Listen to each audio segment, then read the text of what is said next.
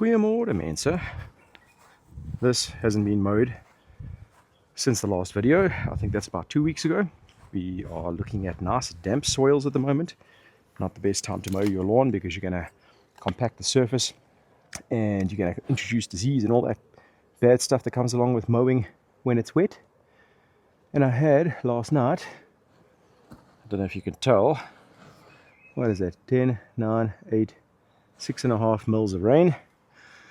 So the ground's a little bit soggy at the moment, but looking fine. What I do have though is some yellow nutsedge that's coming up.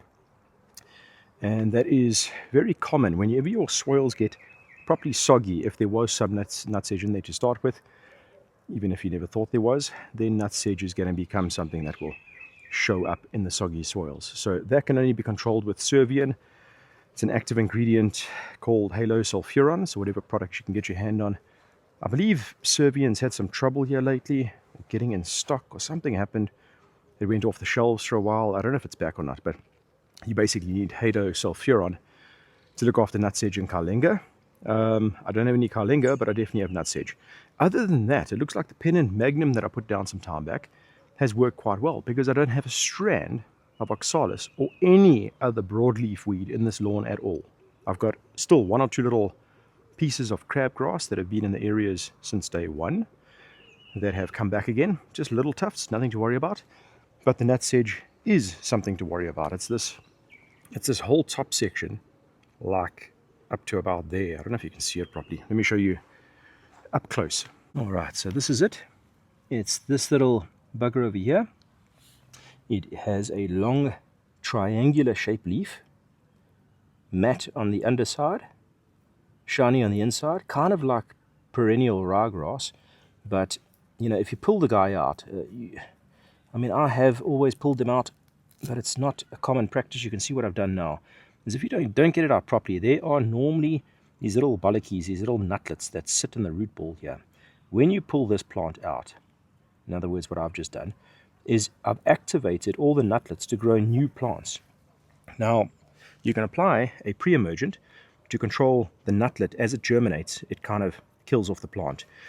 But that's something like Pennant Magnum. To get rid of the initial plant, this main guy here, you have to use, hello Marlo, you have to use something like Servian, which is a post-emergent. Anyway, today I've got to get this all mowed. I'm going to start with my trusty old Trimtech rotary to clean up all the leaves because it's very difficult to push the leaves off with the lawn leveler when the grass is wet. I also have my new Lasher wheelbarrow. I don't know if I've ever mentioned that. Picked up that guy a little while ago because the other Syngenta wheelbarrow, its wheel gave up, to say the least.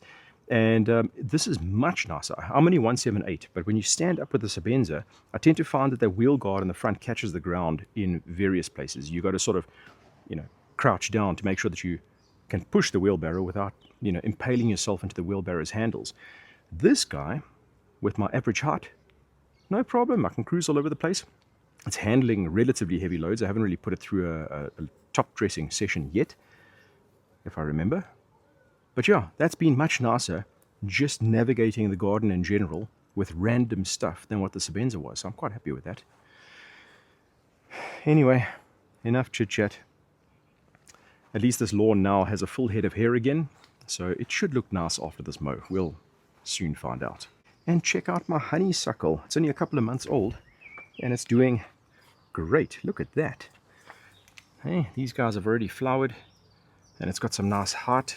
It's gained probably about from there to there muchness in height. Yeah, that's pretty cool. Let's mow.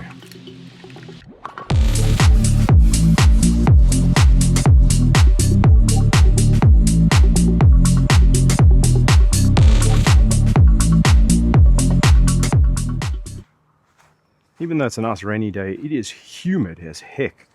How's about this for all of you weirdos who are interested in lawn stuff like this? Directly under the tree, which has started thinning out. Remember, I covered this with soil to try and get the levels right. Remember, I've made a very big dip here. What's the thing that's taking over? Who of you smart chaps can see that? So this is LM that was already here. This used to be LM mixed with a bit of kikuyu. I then covered all the LM, so the LM started dying off. What's growing back?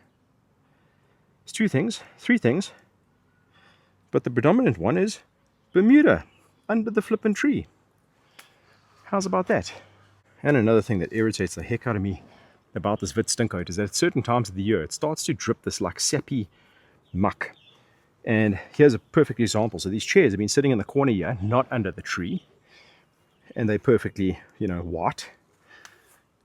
Check this black stuff that's on it. That's messing up your lawn. That's messing up any plant that's trying to grow underneath it. And if you've got it in your driveway like I do, it messes up your car. This tree needs to go.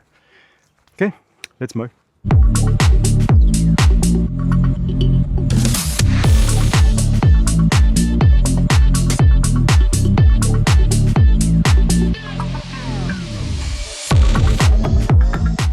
Alright, just had to go wash my hands quick before playing with the camera because they were filthy. First pass, it looks really nice. I'm quite happy with that. Only issue, without my goggles fogging up here, is that there are a lot of little stragglers all over the place. Little guys, kikuyu runners that I have missed, that Frankenstein does not want to pick up because, remember, the front roller rolls over, squashes the long grass flat. When it squashes it flat, the blade doesn't catch it, and you end up with those little wiry guys, especially over there because that's a dip, so that's going to be extra wiry. This middle section actually barely took off anything. It was quite a nice mow in general, so for the most part, in the dips I got a little scalpy action going on. Everything else not too bad. I just want to show you something that I find pretty interesting. Alright, so I rode over a dog turd here, but this is in the corner in front of my stoop. And if you look at the grass over here versus the grass over there, take note, that is kikuyu, that is Bermuda. So against my hand, that is what the Bermuda is looking like, and kikuyu is a lot different. And when it gets sculpted, and obviously when it grows longer, Milo, it looks ugly yellow. And when kikuyu gets a little bit taller and it starts to get a bit smothered, it gets that yellow miff in its depths, so closer to the ground. And I've had a lot of people ask me, especially after all the rain now, my kikuyu, when I've mowed it, even just a regular mow, like only just taking off the tips, like they're trying to listen to some of the information that they've been given, take off the tips, they expose this yellow muck. That is just kikuyu rotting under the canopy. There's nothing much that you can do about that. You can sometimes just leave it and it will bounce back. Or, as I always say, just sculpt it down to half of what you want it to be and restart. That is what I did. I think what I'm going to have to do now, if my glasses would stop fogging up, is I'm going to have to mow it again, sort of crisscross. So I'm going to do that quick. Hopefully we get a cleaner mow.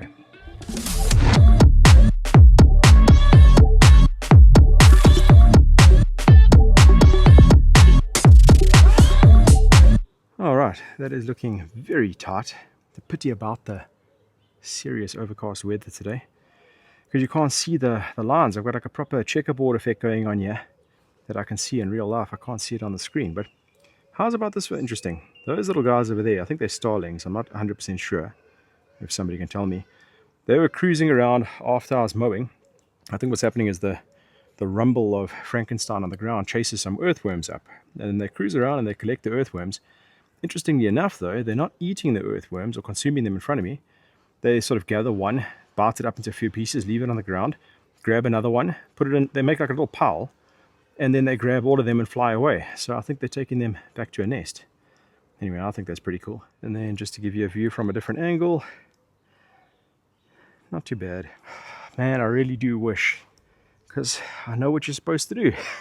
When you look after your lawn, it comes out nice and you don't have these in-between issues like this. Leaving your lawn for so long, you're going to end up in trouble. At least the little bit of effort that I've put in means that when I've had these couple of weeks with no mowing, lots of rain, overcast weather, grass is going pale color because it can't, produce enough, can't photosynthesize properly. All that stuff working against you, and your little bit of effort has resulted in a quicker recovery. Always put whatever effort you can put into your lawn, put it into your lawn. Don't just sit on your backside watching TV all day. All right, I think what I'm going to do now is take the opportunity. I need to do some kind of an application. I don't know if it needs to be fertilized or not. You know what? The things that I need to do, more post-emergent. Sorry, I can't see through these fogged up glasses. I need to do a post-emergent herbicide application to take care of nutsedge. Today's not the day because it might rain. You've got to leave it on the leaf for as long as possible. I also need to put down a pre-emergent that can go into the ground. I also need to give it some kind of a foliar feed, not a heavy dose, because I've already fertilized it with granular a couple of weeks back or whatever it was. And that's definitely showing face. It's looking good. The extra potassium has helped. So I think that I'm going to do Nutrimix Complete, which is a micronutrient pack basically with some nitrogen in it, along with the Pennant Magnum. So I'll let that sit on the surface for a little bit, and let at least the iron and copper and all the other stuff that's in the micronutrient pack with a little bit of the nitrogen help the grass out in a foliar feed type of way. And then we'll water it in to get the Pennant Magnum into the ground, and then the rest of that product will obviously do some work in the soil. And then too, those birds are back distracting me here. Yes, it's cool. Trying on my earthworms, but you know, fair game.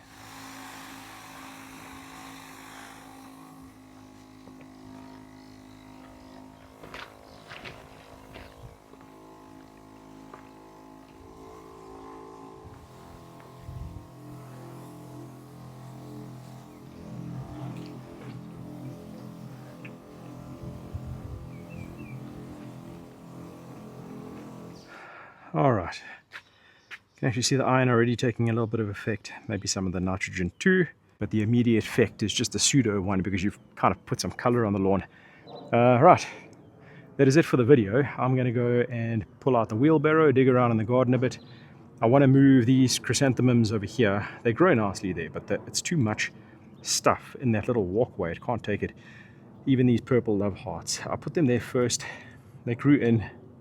I don't like them. I prefer to go to that other purple looking periwinkle that's behind there, because it's not there, because it's easier to trim and it doesn't have quite as many ups and downs. But anyway, that's all. I'll take some pictures in the week, put them up on Facebook and Instagram, and that's it. Thanks for watching. Like, subscribe, share this with your buddies, and we'll probably see you next week for some other applications of stuff. Cheers.